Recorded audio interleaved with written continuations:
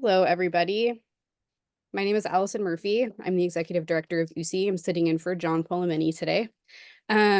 Welcome to this edition of the USSEE Book Club. We read What If We Get It Right? Visions of the Climate Future by Ayana, visitor and host today. So looking forward to it. All right. Hey, everyone. So I think all of you are very familiar with USSEE, but if you're not, if there's any new faces here, we are an interdisciplinary society. We work on issues around right-sizing human economy and society for the biological limits of the planet.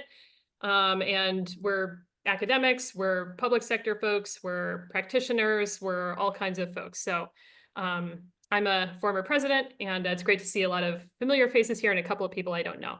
I kind of started this book club while I was president, and basically it was just a way for me to like get to read books that were on my reading list and force all of you to discuss them with me. So thank you for showing up for that. I am normally a professor at Michigan State University, but you can see from my attire that I am not in Michigan right now. I am in fact on sabbatical in Nigeria at the International Institute for Tropical Agriculture, where I'm a visiting climate scientist. So climate change is very much on my mind, and it's a big part of what I work on. Climate adaptation in West Africa. So it's kind of a little bit of a different perspective than I've had in the US. So a lot of the books I'm interested in looking at now deal with the climate crisis. So the way I typically moderate this book club is very loosely. So I'm happy to turn it over to all of you and let you just go and discuss, and I'll maybe pop in a little bit to make sure everybody gets a chance to speak and stuff like that. But let me just start off by summarizing the book, because in my experience, sometimes folks show up to this not having read the whole thing, and that's totally fine. Hopefully this will pique your interest to read all of it if you haven't yet. So Ayana Elizabeth Johnson, the author, is a marine biologist. She has worked for a number of years in ocean conservation, and is bringing that also to her current work in climate activism and climate science. And this book consists of a range of interviews with a bunch of people who are working on basically solving the climate crisis, doing something to get us to the world that we all know we need to get to, which is, a zero carbon world. So that preserves ecosystems, preserves human dignity, all of that. So I'll just say a couple of things I appreciated about this book and how I think it relates to ecological economics. So for one thing, I think this is a very systems thinking oriented book. And the reason I say that is because I think it really takes a leverage points approach. So I feel like she's, if we're familiar with like the Meadows leverage points framework, where you look at a huge complex system that needs to change, and you identify like, where are the points of intervention in that system where, a small change or, an effort could lead to a really big transformation. I think that's what she's trying to do here. And I appreciated the diversity of leverage points that she talks about, or she interviews people about, right? So everything from regenerative farming to, international finance, right? So these are probably people she's talking to that run in completely different circles, maybe have very little in common. I don't know, but they're both, really working on this issue. And I really appreciated that. I also appreciated that she, a lot of the interviews are with people of color, women, people from kind of that have been a lot marginalized sometimes in the climate movement. I do think it was pretty US centric. So I'm curious to, especially the policy pieces. So I'm curious to hear any of you calling from outside the US, what you thought. The one thing I wished maybe we could have had more of was, I'm really glad she had in the book really different perspectives. So, there were even things that people said that kind of contradicted each other, kind of, we're not always in agreement. And I appreciated that, because I think it's indicative of the fact that we can all be working on this from different angles and not necessarily agree about everything. But I think it would have been even cooler to have people in a dialogue. Like I would have learned a lot, for example, from folks talking about, the challenges of ethical renewable energy, or like nuclear, or, a number of the things that like her different interviewees kind of didn't see eye to eye on. I think it would have been interesting to have them in dialogue, not just kind of individual interviews. But with that being said, I really love the book. So with that, I'd love to open it up. And again, I'll just let you all talk. Um, just a warning. The Wi-Fi I'm on is pretty good, but there is a chance that I could drop off. Last week we had an internet disruption that we later got an email said that rodents had gotten into the enclosure where the internet housing is. So things happen. But if I pop off, I'll come back on with my mobile hotspot. But if that happens, just talk amongst yourselves for a bit. So yeah, what did you all like about the book? What challenges did you have with it? What did you think? We can start there.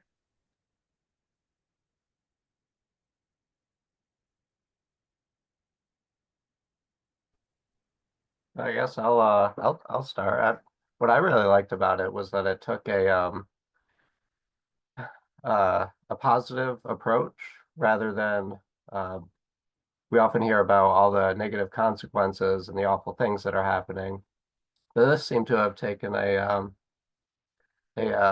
much more positive approach where it's solution oriented and possibility oriented. Yeah, I love that too. I love how she ended each interview with the question, like, what is the most important yet least sexy thing we could do to create the climate future that we want? And everybody's answers were so interesting.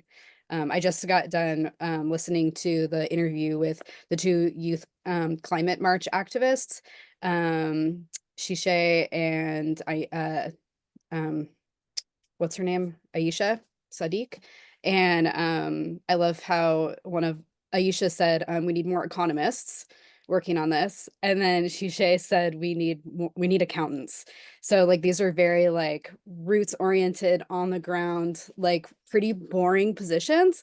And yet like these really boring positions have an opportunity to make a big difference in how these things are approached.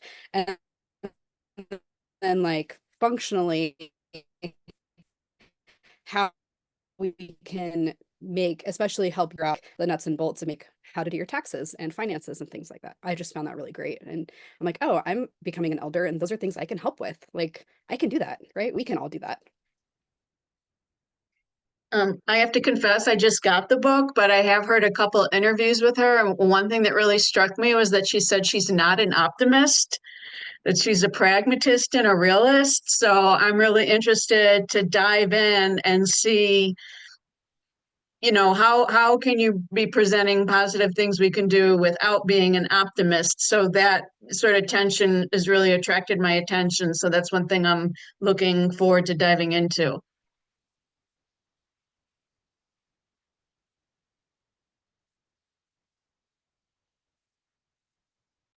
It's kind of an interesting paradox though, right? Because it's like if you do have solutions, like if you have any wherewithal to even ask the questions produce solutions. And therefore, if you're talking about solutions, then you have a little bit of hope. And if you're hopeful, then you probably have a little bit of optimism. Yeah, and I'm gonna shut up after this, but I'm wondering if like she sees if the glass is empty and she sees the solutions maybe getting us to glass half full, and Oh she yeah, I can't like call that. herself an optimist until we get the glasses overflowing. So, I'm kind of waiting to see where all of that lands. So Right. thank you for that. And that is something she addresses in like the final kind of conclusion of the book. She talks quite a bit about this. So yeah, you'll have to let us know when you read that what your thoughts are. But yeah, I mean, I think she kind of lands on what choice do we have in a sense, right? Like, the only other choice rather than going for solutions is basically throwing up our hands and doing nothing. And she's like, I'm just not willing to do that. So yeah.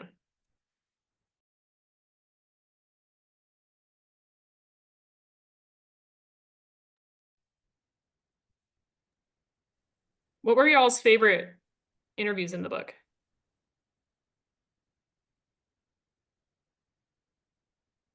I really love the one with Leah Penniman.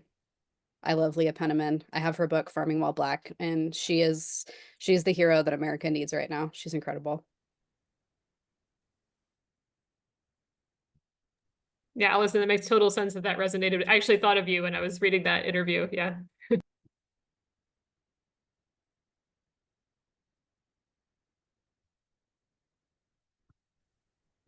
Laura, I'm going to chime in a second and say I did not read the book yet. It's on its way to me, but I am here because I was looking for information on the book Ministry for the Future and found your discussion on that book, because I don't have anybody in my world here in Cincinnati, Ohio, who I can actively talk with about the issues that concern me and the people who are writing in-depth things. Like, I like a book. Like, let's hang out with this for a while instead of the speed of social media and you don't get to dive very deeply. So this is the first I've even heard of the U.S. Society for Ecological Economics. I'm glad to know you're out there. Thank you for letting me tag in, and maybe I'll be more ready for the next book. Well, thanks, Brenda. You're very welcome. And definitely sign up for our mailing list, because we do a lot. If you're interested in conversations around these topics, we do a lot of conversations, webinars, hangouts. So yeah, you're very welcome. And thanks for coming. And you know, your comment raises something that is really a major theme of this book, I think, which is the importance of community and the importance of finding people you can work with, because it is impossible to do any of these things on your own. And, you know, living in West Africa this year, it just really strikes me how poorly we understand and build community in the US. We're such a hyper individualistic society, and that's where like everything pushes us to. And, you know, just the sense of community here is so much stronger just in daily living. I mean, it's really remarkable. And even it, you know, I love it. It's also, you know, been a bit of an adjustment for me that people will just do favors for you because they can, and they you know you live need it. where? You live where? I'm living in Nigeria this year. Yeah. Beautiful.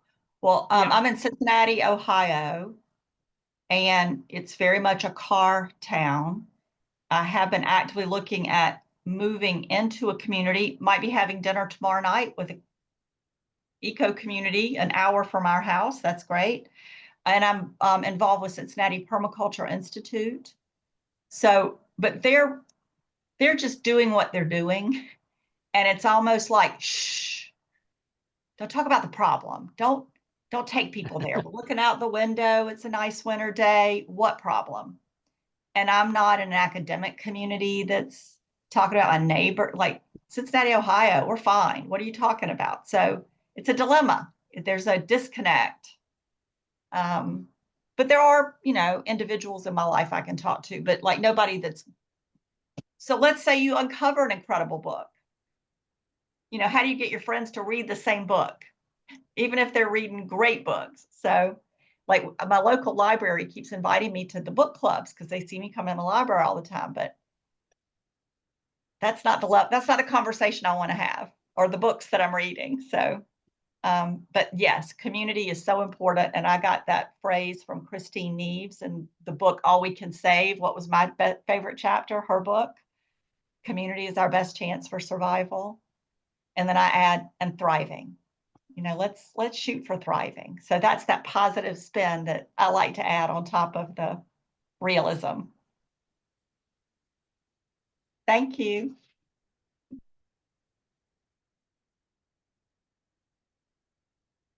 Well, I want to say that I've not read the book, and I just finished Robin Wall Kimmerer's book on Serviceberry, and she talks about gift economies, and then at the end of the book, she talks about ecological economics, and it's like, oh my gosh, that's a new term for me. So I just did a search and came upon this, and it's like I need to learn more, and that's where I'm at. I did order the book from our library, so I'm looking forward to reading it. Well, you're all also very welcome, Paul. I'm glad you Oh, all thank found you. us Yeah. in the vast morass that is the internet. Right, Yeah. I know. It's amazing. I'm from Michigan, so Oh, near okay, Ann so am Arbor. I. And so is Susan. Yeah. Oh, What part of Michigan are you all from? I'm from Monroe. Oh, It's near Toledo, Ohio. And then I worked in Ann Arbor, U of M, University of Michigan. I'm in Ypsilanti, which is just down the Yeah. road from Ann Arbor, and I taught at the University of Michigan as well. Oh, And interesting. Laura, you said you're from Michigan State. You're a professor there, right? Yeah, I actually grew up in Ann Arbor though. So my Ah, parents did threaten to disown me when I took the job that I have, but we've eventually come to it mostly a truce, except on game days. ah. I'm in the Chicago area, but I've just moved here a year ago, and I was living in Detroit for 5 years before that. Oh, I also am new to the group. I'm joining this meeting because I wanted to start learning more about USSEE. Um, so I confess I also have not read the book, although I did just get it. Here it is. It won't show up properly on my camera. Um, and I'm also interested in the subject of ecological economics. There's a group here in Chicago, a small group that has just formed called the Degrowth Institute. So I think that probably they share many of the same ideas. And I guess I appreciated your comment about how some of the different people who are interviewed in the book have sort of opposing views on what would be good for the environment, perhaps as well as the economy. I could ask a question about the book, if I may. I wonder if there is any example of the process of agricultural reform. So just from seeing different movies, I've seen some that suggest that cattle, because of their methane emissions, are bad, and there's no way of doing large industrial cattle farms without releasing a whole lot of methane, which is, of course, a very harmful um, uh, gas for the climate. And then there are a bunch of other movies that are talking about regenerative agriculture and how if you manage to do it right, you can use cattle to regenerate the land and produce a lot more like carbon sinks with the grasses and things that are growing in these pastures that are properly being cared for with the cattle. Is there an example within the book of this difference in approach, Why, yes, or there one side is. or the other? Yes. There absolutely is. Allison, do you want to speak to that at all, since you are a farmer? Sure. Yeah. Hey, Charles. Thanks for your question. So I've only read half the book. And so I'm not sure if there's another chapter, but there is a chapter about regenerative cattle ranchers. I don't know if she does. Could I interrupt for just a moment? Sure. Your audio is breaking up. I Oh, don't it know is. if that's affecting everyone, but yeah, I've only heard it from you. I think perhaps when you're speaking, if you turn off the video, that would Oh, probably sure. help. I can do that. So my name's Allison, though, not John.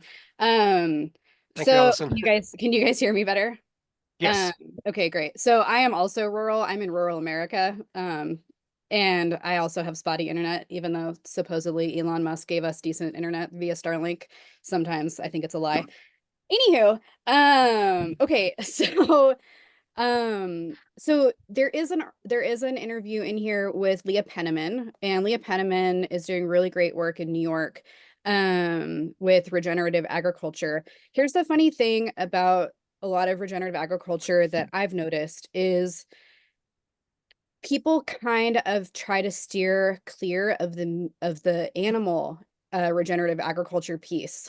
And I think that there are a lot of morals tied up in it. There are a lot of groups of people that I think they're trying to not upset. And animals, I believe, listen, humans are animals. We are animals. Animals are part of the ecosystem. And so when we deny animals as being part of the regenerative agriculture picture, we are denying ourselves as being part of that also. And so I live in Central Oregon. It's very rural here. I live in Deschutes County. I have very dear friends in 2 counties over in Jefferson County, and they are regeneratively raising cattle in a way that is so beautiful. They are 100% sequestering carbon on their land. We have huge water rights issues in the Deschutes River Basin, and we have become a destination place here in Central Oregon, and so with that, a lot of our water is being siphoned off to resorts and golf courses. But traditionally, we're actually a very agricultural rich area. And so farmers and ranchers are basically fighting with golf resorts for water rights. And it has been a very, very interesting battle to watch unfold. Essentially, our friends were raising potatoes and squash and whatnot for a variety of different restaurants and grocery stores in the area, trying to keep local agriculture local. And they've had their water cut so many times that they've had to shift their entire business model. And so they've shifted their business model to raising animals. And they're raising cattle on grass, and they're raising hogs by growing all of the feed that the hogs need each year. And so what that looks like is they're raising more calories with less water in a more regenerative and carbon sequestering way than pretty much anybody else in the area. And they have the numbers to back it up because they're working with the Savory Institute to quantify the numbers of carbon sequestration and how much organic matter they've built. It's been a really, really beautiful thing to witness. And so regenerative agriculture, especially with cattle can be our partners in this. They don't need to keep being demonized. We have to understand, we have to revisit how these animals operate and how we can integrate them back into the land in a way that's positive for both humans and animals and the planet. That's my spiel. Yeah, Allison, that was great. I mean, great example. Living in West Africa this year too. So to go back to what you said, Charles, like, and she goes over this in the book, like the industrial agriculture is responsible for a large share of global greenhouse gas emissions. There's no denying that. And a large part of that is the industrialized meat production system. So in the United States, for example, the bulk of our prime agricultural land is growing feed for animals, which are fed in, feedlots in CAFOs, confined animal feeding operations. And we actually import a lot of our fruits and vegetables that humans eat, right? So our whole agricultural system is oriented around this industrial model production, which is a very different model than the one that Allison is talking about, where you're integrating animals into an ecological system. Because, in nature, there are large herbivores, right? There are natural systems that have these animals and they play an important role in the ecosystem. Here in West Africa, for thousands of years, there have been these integrated crop livestock systems where there are, nomadic herders that drive their cattle through the agricultural fields and deposit manure, for the harvest, and they eat the crop stubble. And it's kind of been a symbiotic system, which is now getting out of whack because of increased animal numbers, et cetera. But the point being that I guess like to back up, I think an overall problem we have in the United States particularly is putting things in very black and white terms, right? So it's like animals are bad for the climate, no animals, right? Everybody has to go vegan. Look, not knocking vegans. If you are going to go vegan, that probably is a positive thing for your health and the planet. Great, but I think, that maybe we need a bit more nuance here, right? Maybe we need a bit more complexity. Certainly, if we produce animals the way that Allison is talking about, they would be a lot more expensive and we'd probably eat less of them, which is probably good, right? So, yeah. But would love to hear everybody else's perspective on this too. Yeah. Tom, go ahead. Yeah, so first with Leah Penniman, I'm one of the trainers with Al Gore's Climate Reality Project. So since Inconvenient Truth in 2006, and then the YouTube that was based on that he did, and then Laurie David produced a film that's based on that. That helped him win the Nobel Prize together with the authors of the IPCC report in whatever that year was, 2007. But since then, he's had 55 trainings, and I've been a part of the last 7 of them. And some of them are virtual and some of them are in person. So the one in April of this year was in New York City at the Jacob Javits Center with 3,000 people. And to her credit, Leah Penniman did not go down, even though her farm is just up near Albany, but she did not feel right to use the fossil fuels to make it down to the city, so she beamed in. But that was as part of that training program for the 3,000 people that were there, and so it was an excellent presentation that she gave. And it's if you haven't seen the movie Farming While Black or read the book Farming While Black, you should definitely do that. But also, back to Chuck's thing, so on page 49 and following, Brian Donahue, Go Farm Young People, and he directed the environmental studies program at Brandeis for over 25 years, and then he lives on a farm there in Gill, Massachusetts, in the Pioneer Valley. So he talks about regenerative agriculture and some of the positive aspects of it, and talks about it in a larger scale in terms of intersectionality of regenerative ag with so many other issues like climate change, like loss of biodiversity, like poverty, like gender equality, and so forth. So he gives a big picture kind of thing. And to the Michigan people, I did my master's in early 70s and doctorate in late 70s in Ann Arbor at what was then the School of Natural Resources, now School of Environment and Sustainability. So I make it back to Ann Arbor every so often. I was fortunate to work with Bill Stapp, who was a leading environmental educator, and then Rachel and Steve Kaplan, who were leading environmental psychologists. Thank you. So I'm in Vermont in Burlington, Vermont, and so when you those who are new to ecological economics, we were lucky to bring the whole Gund Institute, the folk Bob Costanza and his crew up from Maryland up to Burlington back. When was that? A while back, to help form what was then the Gund Institute for Ecological Economics, but it was a whole team of people. And then we since have added John Erickson, who's a leading ecological economist, and others. And now Taylor Ricketts is our director. And so if you're interested, there's a lot of free stuff on economics of the Anthropocene and so forth that you can, if you just go to the Gund Institute for Environment at UVM, then you can look at all these free videos, not only of folks there, but a lot of guest speakers that we've had, Ray Worth and when he was still alive. I'm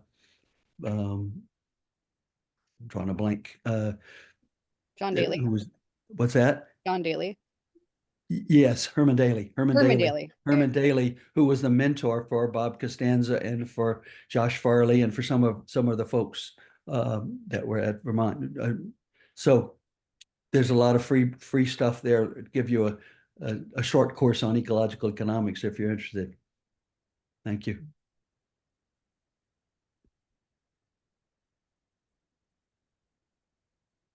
Go ahead, Nandini. Yeah. Hi, I'm Nandini. I'm a biologist and I'm based in India. I'm an academic. I study how animals respond to the changing planet. And I think the book is interesting also because of the background of the author. I found UC because I have been interested in ecological economics for a couple of years now. I did a bachelor's in economics before switching into science. And I've often wondered if I should, do more ecological economics. And I found you through the International Society for Ecological Economics, and I've tried to attend a few of the talks and things like that. And I think it's really great that you allow people to attend from anywhere. So I am interested in this particular book, but like others, I haven't received it yet. So I've only read the free chapters that I could find on Amazon. But I do think it's interesting.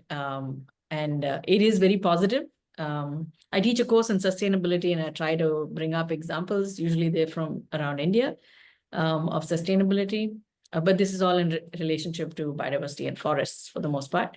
But yeah, I wonder if she's being more positive than I am. I mean, I don't know. I think, yeah. So I'm looking forward to reading the whole book. Great. And Nandini, you know that there's an Indian Society for Ecological Economics as well. Yes, I do know Okay. this. They're not Good, very good. active. Okay. Yeah, they have meetings once a year or something like that, but they're not terribly active. Okay.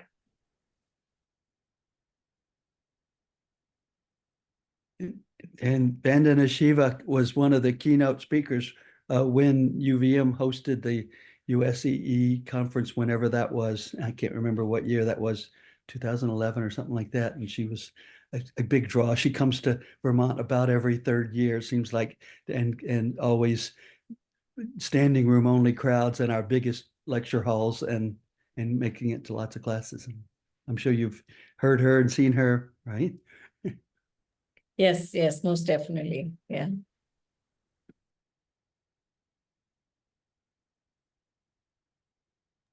Okay, any others? And I know that, so several of you have confessed you haven't read the book yet, but for those who were able to at least read some chapters, did you have a favorite interview or, or one that really, that you disagreed with, or one that stood out to you, that made you think? Yeah, hi, may I? Yeah, go ahead. Yeah, can you hear me? So, I'm Ivan Kanchev from Slovenia.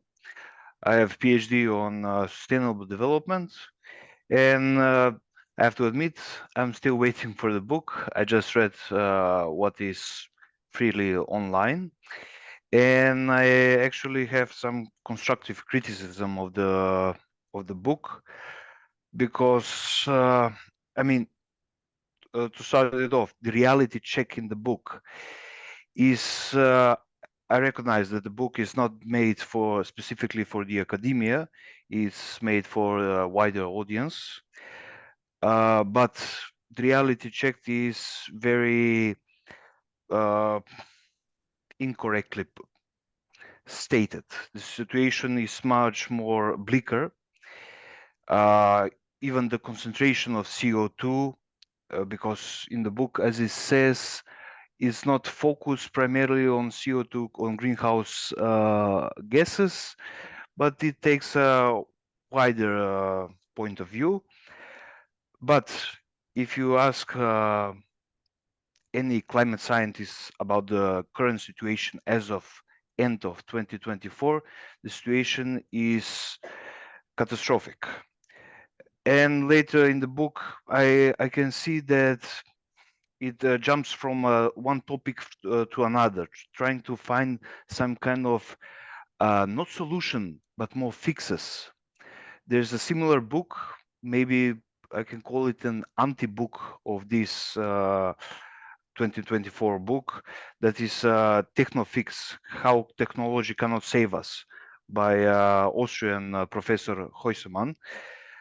I recommend everybody who hasn't read the book to read it.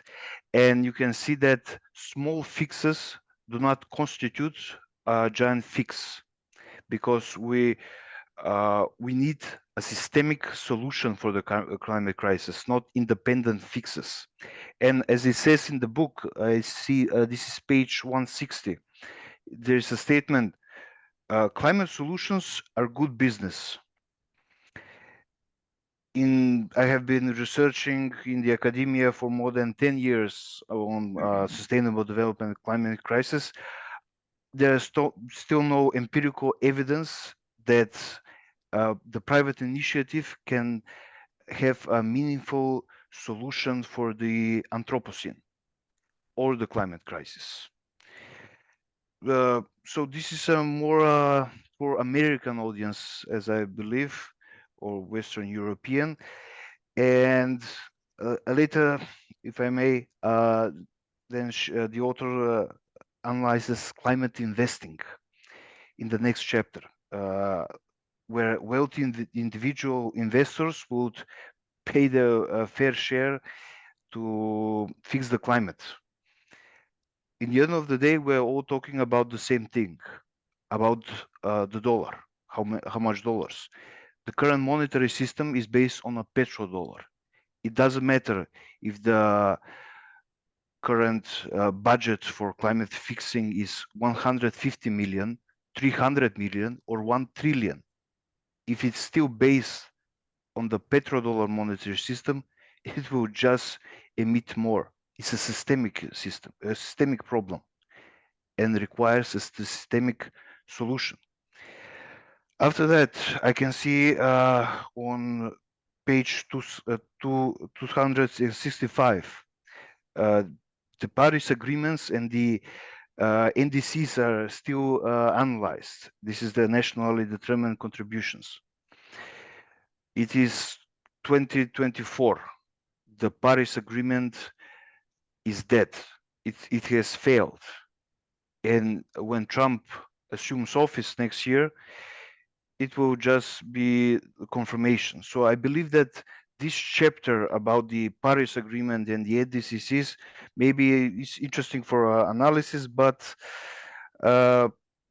totally irrelevant to the current climate crisis.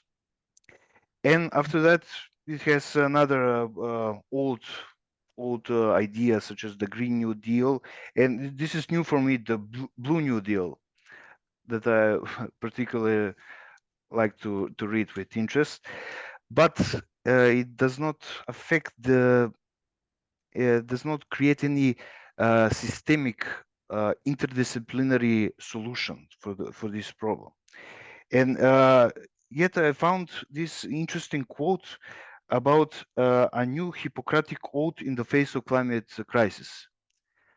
I use this in my dissertation, that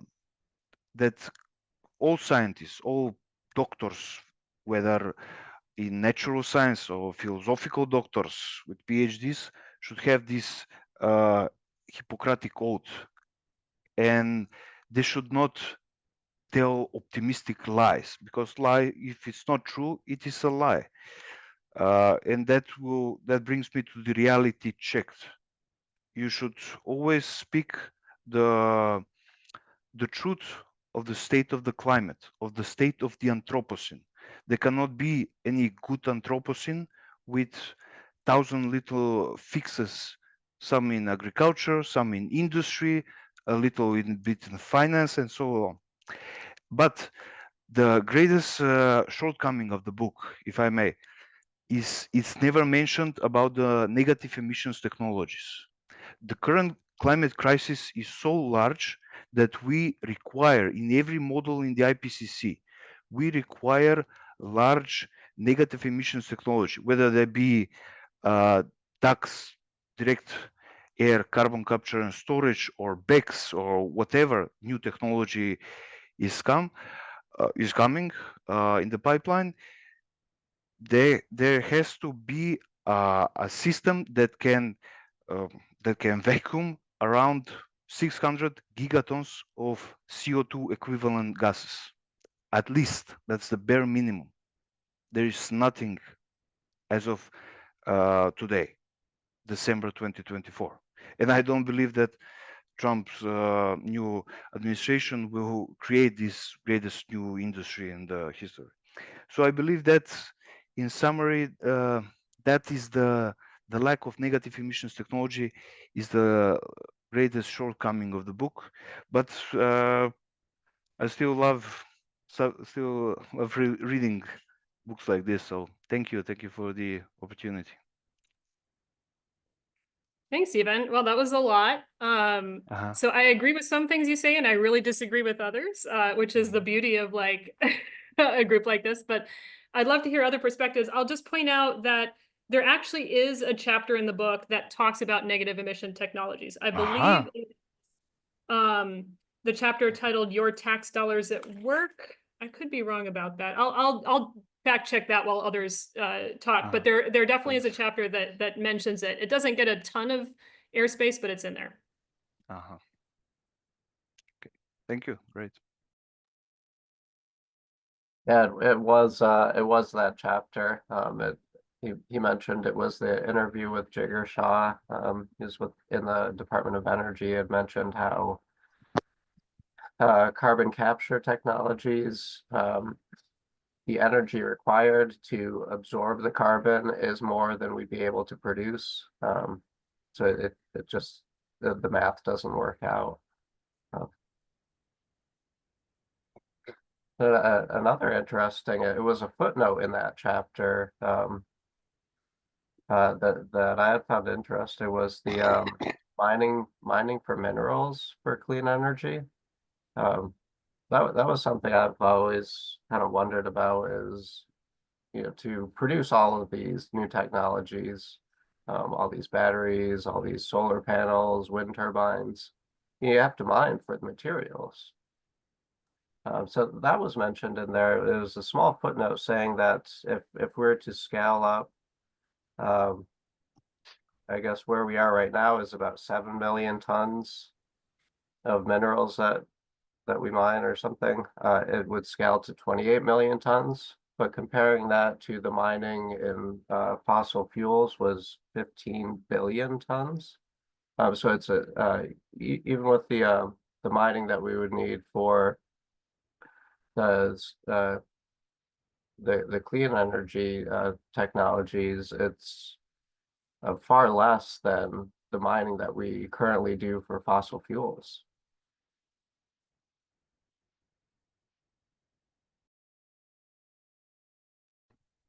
Yes, you're absolutely correct about there is no, as of 2024, there is no clean solution, clean energy substitution of this oil economy, base economy, because everything is reconnected with oil, and we are not substituting oil with additional green energy.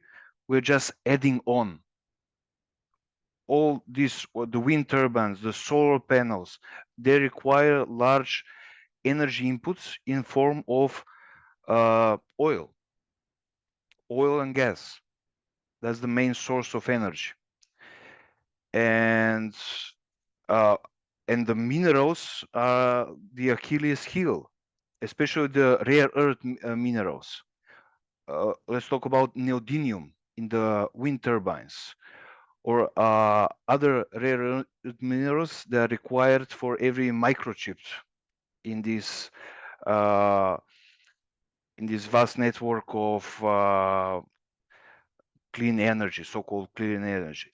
So as of now, I can only see degrowth as a form of real sustainable development.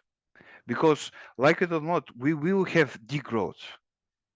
Whether we have a degrowth in an organized manner or degrowth as a crisis, as a full-scale depression. When the energy system fails, and I'm talking about not just energy produce electricity, but food systems as well. And I don't understand about the book. It's it's all made to be so optimistic.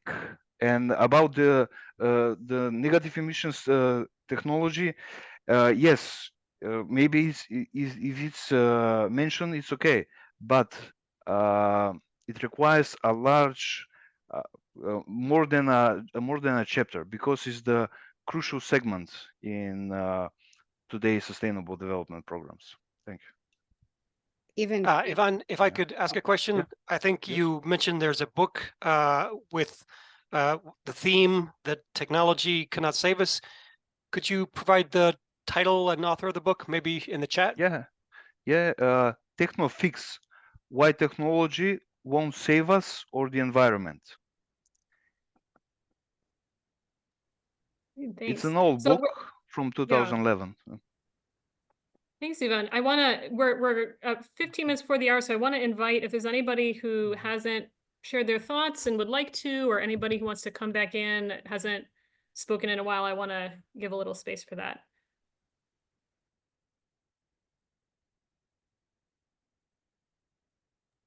I'd love to take up a little bit more space if y'all don't mind, if you can hear me. Yeah. Even I just want to number one, thank you. I think that challenging views are super duper important. And I also had some issues with a few of the things that you mentioned. And I actually think it's really important that she included, like, especially the chapter with the private equity people, the finance people. And while that chapter made me uncomfortable, I definitely I think that there's a place for those people and their resources.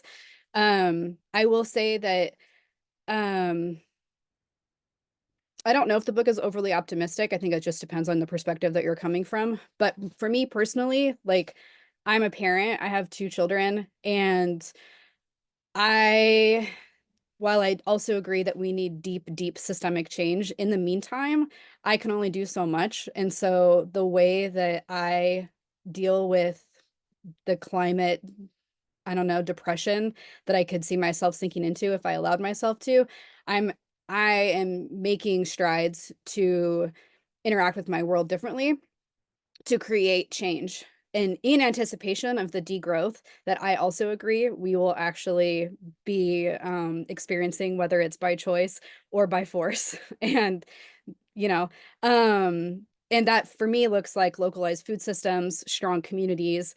And I think that her approach in interviewing singular people who are potentially experts in their fields, or at least know a lot about certain things, is really important, because it's showing that there are people on the ground working towards what could be bigger systemic changes.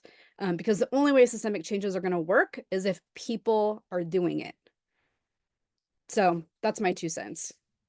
Yeah.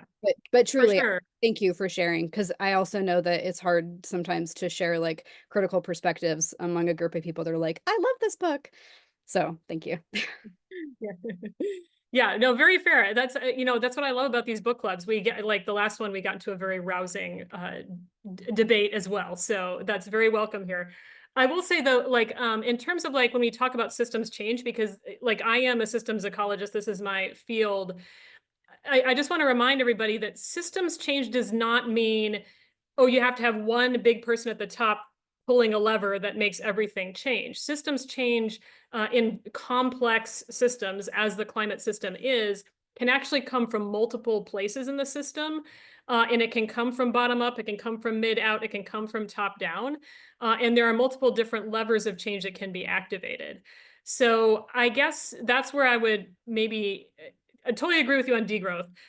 That's where I would maybe disagree with you a bit, that, oh, none of these actions in the book can really produce systems change. Because when we have some of these climate catastrophes that are coming, some of this degrowth state that are coming, models of what works and could be scaled up, I think, are going to be super important. So if you have and actually, I think Vermont, your friends in Vermont have gotten a lot of this right. If you have a model that's working really well, that could be adopted other places and scaled up. So yeah, I mean, I think, at the end of the day, we're probably not all going to agree about, which of these things is best or which is going to work best. And I think maybe that was kind of the point of the book. I think she was like, hey, You know, we can all be working on these things and we don't all have to agree on what's the most important. Like everybody pick something and dig in because we need everybody. You know, we need the people talking to the billionaires. You know, maybe that's not you, Allison. Maybe that would make you vomit, but like somebody needs to do it, you know.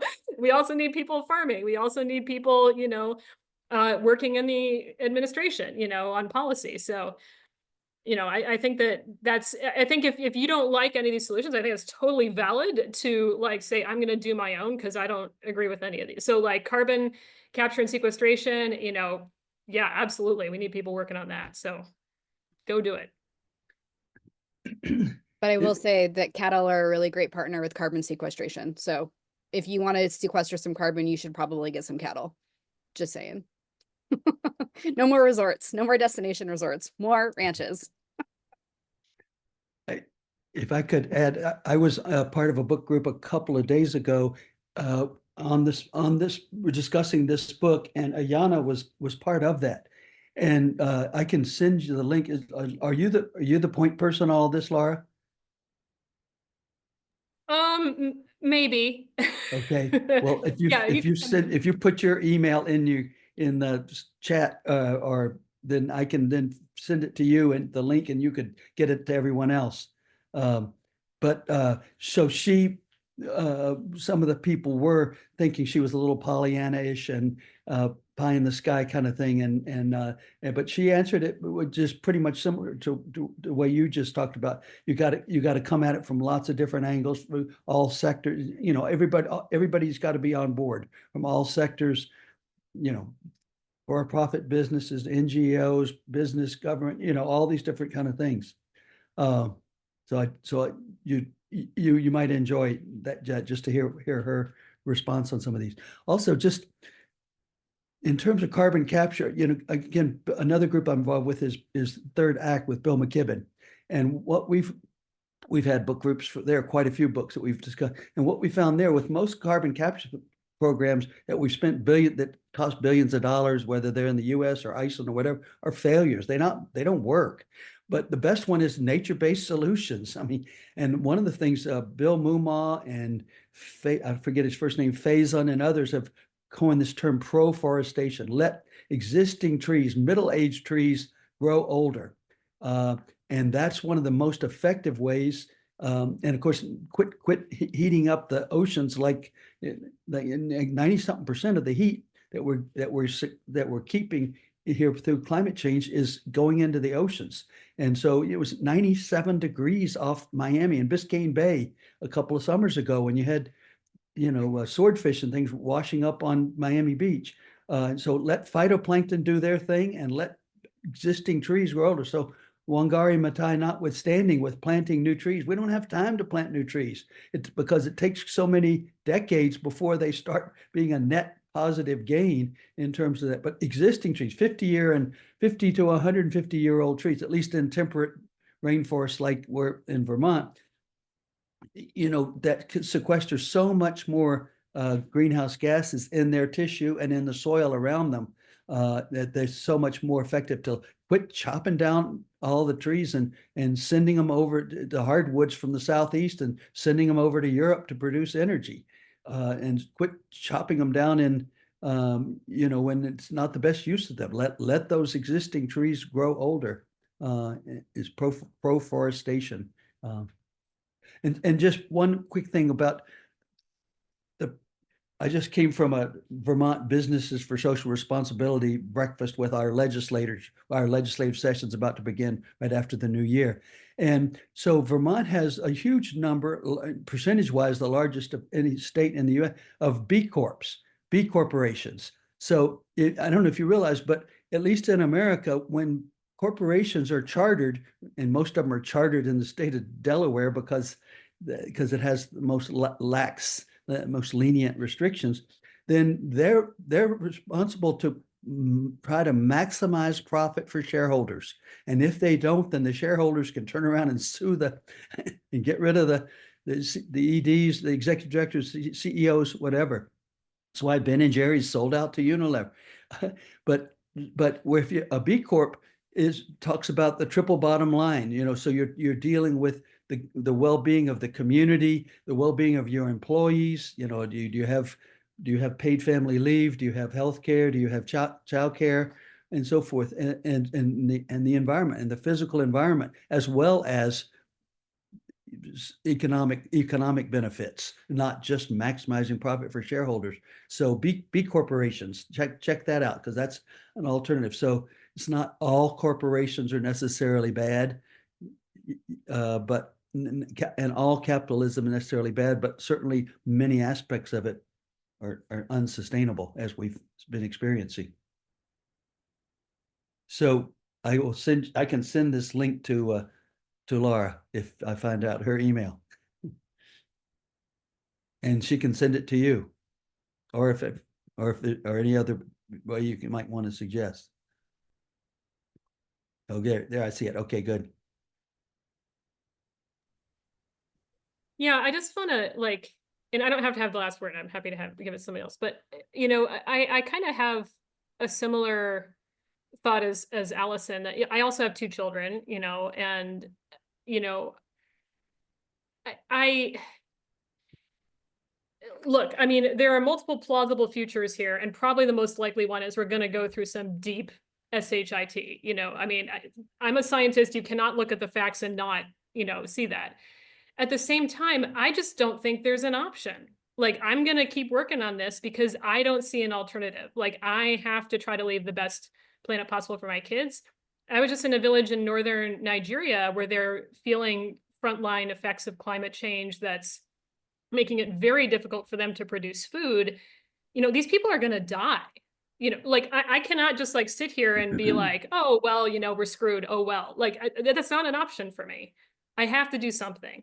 And even if it's maybe slightly delusional to think that my actions can make a difference, I hope it's not. But like, that's the choice. Do something, don't do something. And for me, there's no choice. There's just not. Because the alternative is giving up on real people with real lives, you know? However, I think that the point is well taken that we are at code red. Like we are in a crisis. And one of the most frustrating things, as Ayana says in the book, is that our elected leaders, for the most part, are not acting as if it's a crisis. But we are 100% in a crisis situation. So, you know, whatever you can do, you know, it's time. Yeah.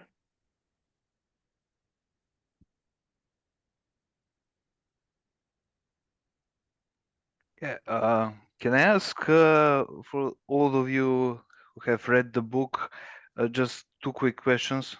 Can I? Sure. And yeah, maybe we Yeah. can wrap up with that. Yeah, because I want to let people get.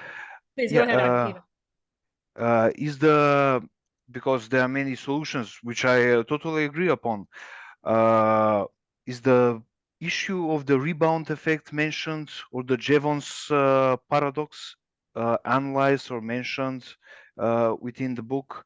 And the second question, and I will conclude, is the issue of the global dimming or the global aerosol masking effects even mentioned in the book or analyzed? What are the possible solutions for that issue? Because even if we do everything we can do with all these little fixes and big solutions, how can we solve this last problem? The global dimming and the rebound effects. Thank you. Yeah. So I don't know if I'm the only person who read the whole book. Maybe. No, Tom, you did too. So most of it. Most of it. Okay. So Jevons paradox, the rebound effect, not explicitly. There is a little bit of discussion about well, yeah, I think that this is something that probably did not get as much attention as it should have in the book, which is a fair criticism in terms of energy, reducing energy consumption, the price of energy going down, how that's going to affect people's behavior. So 100%, that's valid. I don't think the dimming effect was discussed either that I can recall. I could be. Jeremy, I think you read it too, right? I don't remember if it was. So I don't I'm not familiar with that at all. okay. Yeah. Yeah. So, I mean, very fair. Look, I think those are very fair criticisms. And I think, certainly there are chapters that I looked at and I was like, I don't know about that. I'm not sure about that solution. But the good thing is that like maybe there's another one that you can be like, yeah, this is where I'm going to put my energy, right? So, yeah. Even honestly, I feel like you should contact her because she is super open to having conversations with anybody. It would be really awesome for you to contact her and be like, "Hi, I read your book. I have some thoughts. Can we talk?" Seriously, she's awesome. I would Yeah, good idea. Yeah, sure. Thank you. money that she want to talk to you, or you could even say like, "How interested in talking to certain people about these things?" I don't know, just an idea. Trying to empower you, buddy. Let's find. Thanks. Yeah, that's actually a great idea. Yeah, for sure. All right. Any final thoughts to take us out? Anybody, especially anybody who didn't get a chance to say something that's burning in their heart that they now want to leave us with? I don't want you to hang up and feel like you didn't get it out.